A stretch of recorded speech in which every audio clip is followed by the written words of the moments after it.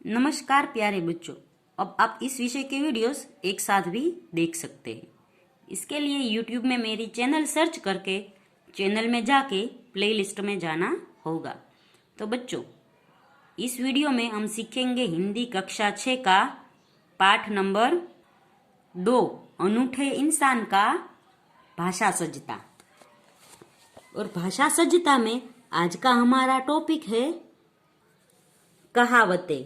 कहावतें यानी जो रूढ़ हो गई हो ऐसी बातें जो एक पीढ़ी दूसरे पीढ़ी को बोलती है, दूसरी पीढ़ी तीसरी पीढ़ी को बोलती है, उसे हम कहावतें कहते हैं। कि कोई ऐसी बात बनी हो वो उदाहरण के रूप में हम सबको बताए। जैसे पहला है, आए थे हरिभजन को ओटन लगे कपास। यानी कुछ कार्य करने आए थे हम और दूसरा ही कुछ कार्य करने लगे। तुम्हें छात्रावास में इसलिए भेजा था कि तुम परीक्षा में प्रथम आ सको। तुमने तो यहाँ रहकर भी बेकार की बातों में समय बर्बाद करना शुरू कर दिया। इसे कहते हैं आए थे हरिभजन को ओटन लगे कपास। अर्थात अच्छा काम छोड़कर महत्वहीन काम में लग जाना। तो बच्चों, ये एक कहावत है कि हम है वो अच्छा काम छोड़कर बिना मतलब का काम करने में लग जाते हैं। तो कोई ऐसा करता है तो हम उसे ये कहावत कहते हैं कि आए थे हरिभजन को ओटन लगे कपास। दूसरा है, उल्टा चोर कोतवाल को डांटे। तो इसका अर्थ होता है, एक तो अपराधी द्वारा निर्दोष को धमकाना। तो इससे हम कहते हैं, एक तो तुमने चोरी की और ऊपर से तुम मुझे डांट रहे हो। इसे कहते हैं उल्टा चोर कोतवाल को डांटे। यानी अपराधी द्वारा निर्दोष को धमकाना। इस अर्थ में वाक्य लिया गया कि हमने कोई अपराध किया हो, कोई गुनाह किया हो और ऊपर से हम सामने वाले को ही धमका रहे हो। फिर है, ऊंची दुकान फीका पकवान। इसका अर्थ होता है प्रसिद्धि के अनुरूप न होना। यानी हमें किसी ने बताया हो कि ये जगह बहुत सुंदर है और हम वहां जाए और वो जगह हमें बिल्कुल पसंद ना आए, बकवास लगे, तो हम कहते थे कि ऊंची दुकान फीका पकवान। हमने तो तुम्हारी दुकान की प्रसिद्धि सुनकर सामान खरीदा था, मगर आपका सामान तो बहुत ही घटिया निकला। इसे कहते हैं ऊंची दुकान फीका पकवान। अर्थात प्रसिद्धि के अनुरूप ना होना। हम देखते हैं कई होटलों के नाम हो गए हैं कि यहाँ पे सब अच्छा ही खाना मिलता है, पर हम वहां जाते हैं तो खाना एकदम बकवास होता है। तो हम ये कहावत कह सकते हैं। फिर है, एक तो करेला ऊपर से नीम चढ़ा। तो आपको सबको पता है कि करेला है वो सबसे कड़वा होता है और नीम भी कड़वा होता है। तो इसका अर्थ होता है हमारा में एक दोष हो और दूसरा दोष भी इसमें जुड़ जाता है। तो हम लिखेंगे, एक तो करेला ऊपर से नीम चढ़ा। वह शराबी तो था ही, जुआ भी खेलने लगा।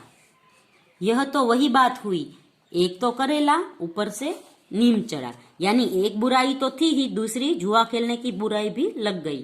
अर्थात एक दोष के साथ दूसरा दोष भी लग जाना। आगे है, एक सड़ी मछली सारे तालाब को गंदा करती है। यानी कोई एक बुरी व्यक्ति है, वो पूरे उसके घर को बदनाम करती है।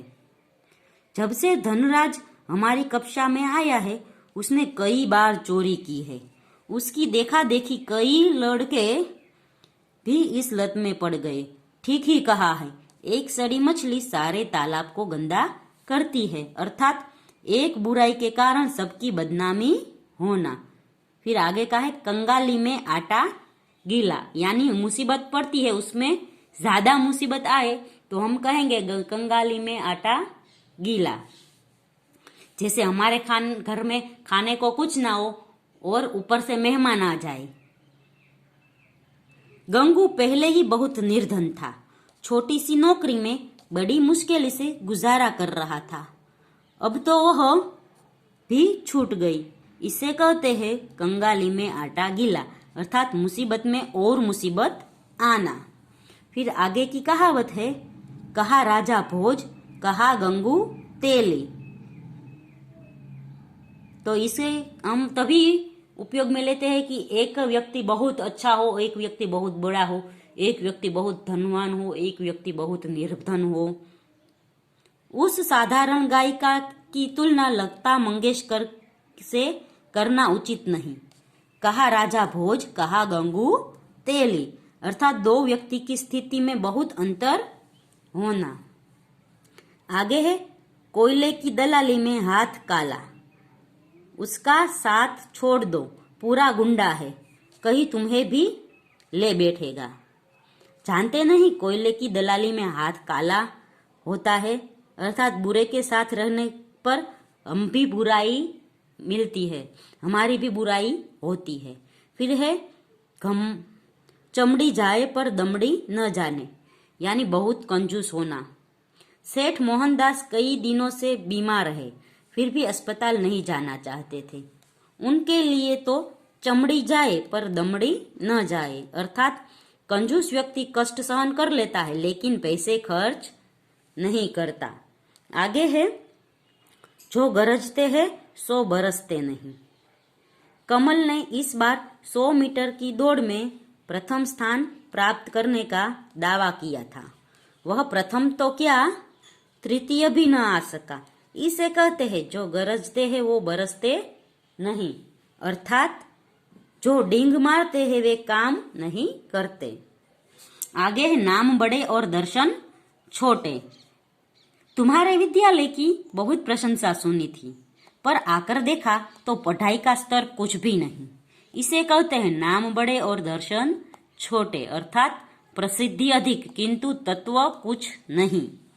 आगे है बोया पेड़ बबूल का आम कहाँ से होए।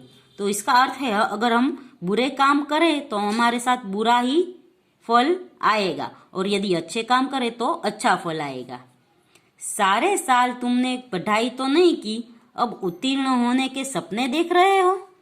यह संभव नहीं है, क्योंकि किसी ने कहा है बोया पेड़ पर बबूल का आम कहाँ से पाए, अर्थात बुरे कामों का अच्छा फल नहीं मिलता। तो बच्चों यहाँ पर हमने कहावतें सीखी। अगले वीडियो में हम है वो इसके आगे का पाठ सीखेंगे। तब तक के लिए गुड बाय, टेक केयर।